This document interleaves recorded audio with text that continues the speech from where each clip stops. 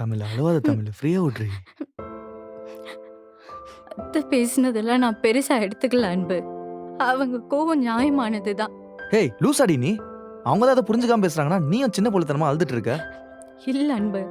ஒரு அம்மாவோட கோவம் சரிதான். நான் என்ன முறைப்படி தாலி கட்டிக்கிட்டா இந்த வீட்டுக்குள்ள வந்தேன்? இல்லையே. கூட தமிழு, நீ இந்த வீட்டுக்குள்ள எப்படி வந்தன்னு முக்கியம் இல்ல. என்னை நம்பி வந்த. ஒண்ணு சொல்றேன். நீ என் பொண்டாட்டிடா. புரிஞ்சுதா? இந்த வீட்லயும் கடையிலயும் எந்த அளவுக்கு எனக்கு உரிமை இருக்கோ, அதே அளவுக்கு உனக்கும் இருக்கு. உனக்கு புரியல அன்பு. நான் ஆல்ரெடி கல்யாணம் ஆகி டிவோர்ஸ் ஆன பொண்ணுடா.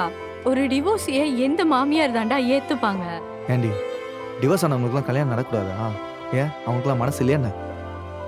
அந்த மனசை எல்லாரும் புரிஞ்சுக்கணும்னு அவசியம் இல்லல்ல.